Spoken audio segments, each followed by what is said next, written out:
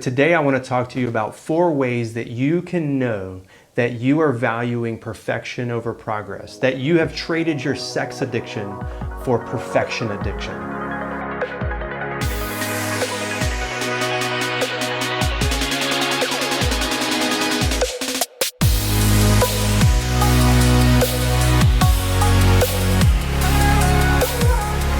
Hello again, friend, and welcome back to Sex Addicted Christian, where we're here to help you crush the shame, cultivate community, uncover the unseen, and take action. I'm your guide, as always, Jimmy Trent, and I'm so glad to be with you today. As we get started and before we get into our topic today, I wanted to remind you about my free guide, The 4 Pillars of a Porn-Free Life, where we deal with all 4 of those things that I just said: the shame, the community, the uncovering of things we can't see, and building an action plan. There's so many pieces to this puzzle. It's not complicated, but it does take work. And so I built this guide for you to help you along in that journey. So go to the website, sexaddictedchristian.com. Right there on the homepage, you can download it right there to your computer or to your phone and begin doing the work that you need to do to find the freedom that you so long for. So anyway, glad to have you today. Let's get started. So today I want to talk to you about something that I think has more addicts in bondage than any other part. It's the thing that we most strive for that I think we shouldn't strive for, and that is perfection. We are so addicted to perfection in our recovery that we miss the boat so often and find ourselves right back in the addiction every time we fail. And so I want to submit to you that our goal shouldn't be perfection, but instead it should be progress. Progress over perfection is our aim. So get this and get it now, get it today, and you are well on your way to a shameless sex life. I can't tell you how many people I've seen throw away significant personal growth because they haven't reached their own expectations. This is one of our primary flaws in the recovery process, is we are constantly keeping score of our sobriety. You may be familiar with some of the 12-step programs who are notorious for their chip-based systems. For showing up to one of their meetings, you get a chip. And then if you're sober next week, for a week, you get a week chip. And after a month, you get a month chip. But if ever you break your sobriety, you come back to the next meeting and you tell them, "Hi, I'm Jimmy. I'm an alcoholic," or "I'm a sexaholic and I have been sober for 1 day." Well, those guys know you and you've been around, and they realize that you've had a 3-month chip or a 6-month chip, and now you've broken your sobriety and you have to turn your chip in and start over again. Now, I don't have any problem at all with keeping track and accountability for our actions, but this kind of environment can oftentimes set us up for significant failure because we begin to look towards our perfection in recovery as opposed to looking at us in our progress. The scoring system is a trap, and it only enslaves us to a new addiction. Maybe we're not addicted to sex anymore, but now we're addicted to sobriety. So the better way, I think, is to aim at progress in our recovery process and not perfection. Again, don't misunderstand me. I very much want you to avoid the bad behaviors because they're consequential for you and for those around you. But if we are to make it to the finish line, we've got to stop keeping score of our perfection and we've got to start looking towards progress. So how do we do that? Well, it's going to take a lot of grace, and we've talked a lot about that already here, and we're going to continue to talk about it. But today I want to talk to you about 4 ways that you can know that you are valuing perfection over progress, that you have traded your sex addiction for perfection addiction. The first way that we can know this is based on how our emotions are correlated to our behavior, whether good or bad. We see this when someone asks, "Hey, how are you today?" And your response, at least internally, tells a lot about how you're viewing whether or not you're good or bad for today. Think about it. When someone asks, "How are you doing?" you oftentimes will respond according to your sobriety or lack of sobriety. So if you haven't looked at porn or masturbated or done some sexually deviant choice in the last week, you're feeling pretty good. But if you've just been on a binger for the last weekend and watched porn for half the weekend, then you aren't going to respond with a very good, positive emotional response. Emotions are a gift to us from God. And so I want to take inventory of those emotions in order for us to get a little bit deeper into what's going on in our hearts as it relates to our goal, perfection, or progress. These emotions that God has given us are a gift from Him, and they help us to image Him or to look more like Him or to be like Him. So I want you to think about the emotions or the emotion that you feel. Maybe even now. What emotion do you have? And I want you to do something. I want you to ask the question of that emotion. What is my emotion saying? Because oftentimes our emotions are saying something underneath that we don't know. So I want you to try something. I want you to consider the emotion or the emotions that you feel right now.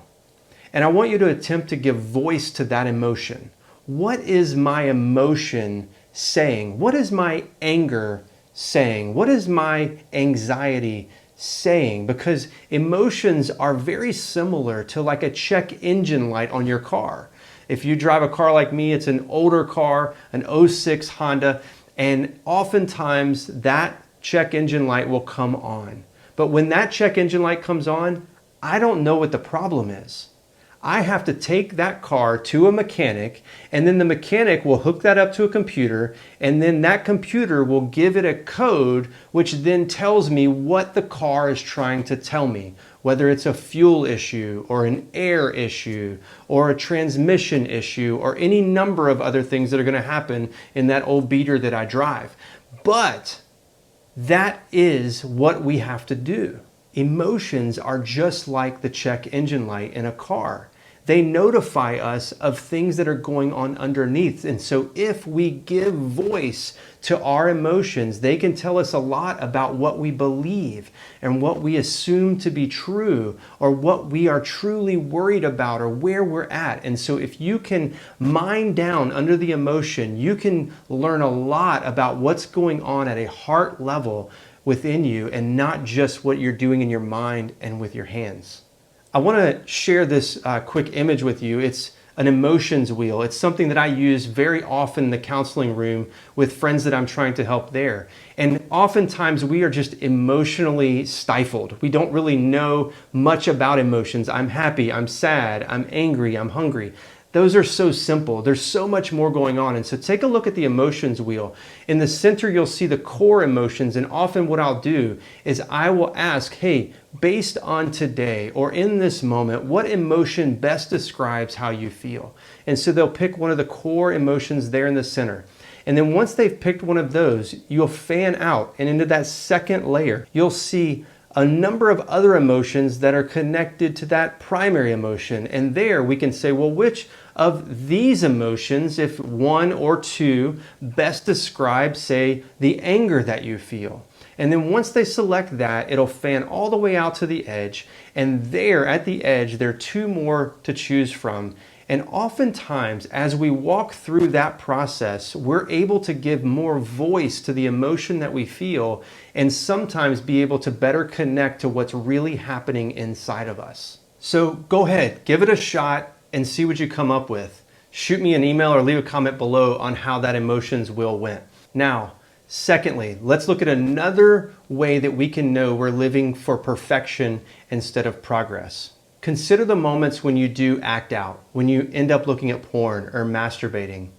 Is it true that you often wait until you do another good deed, until you're able to do some good thing to make up for the bad thing before you're willing to talk to God about it? See, you can know that you are living for perfection instead of progress when you act out, you wait until you get a good scorecard again before talking to God.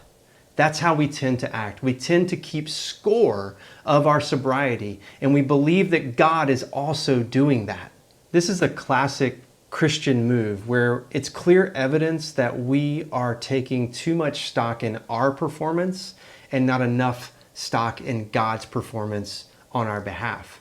We truly believe that God's only willing to be in a relationship with us if we behave.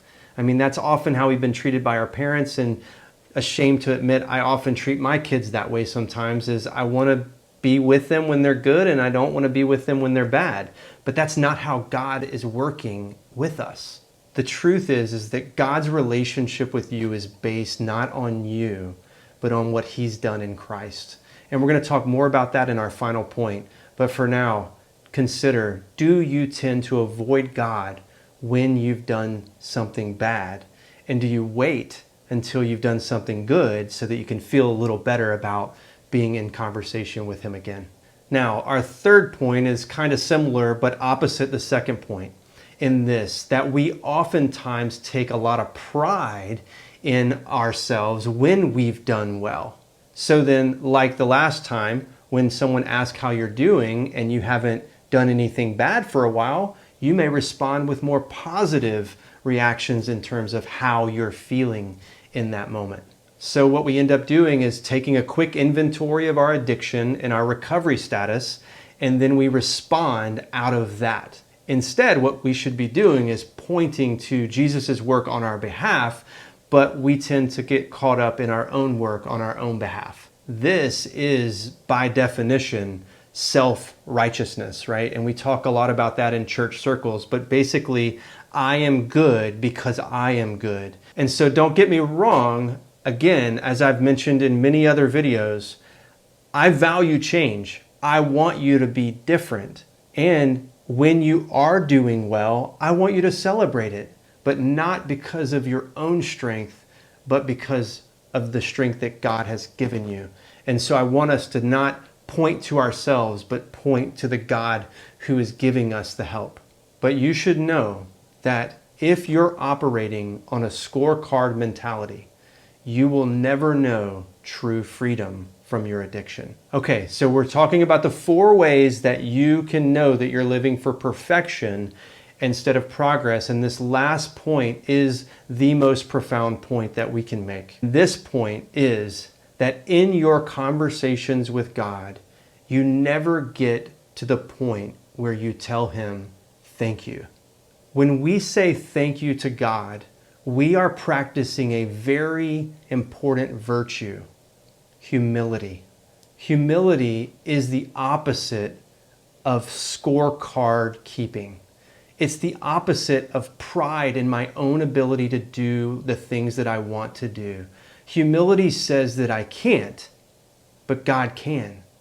And so I want to list out a couple things. Humility says that we are not perfect in and of ourselves to live a porn-free life.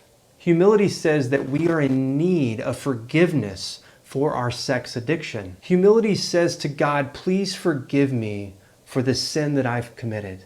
Humility says thank you to Jesus for His insanely generous gift of forgiveness through His death on the cross.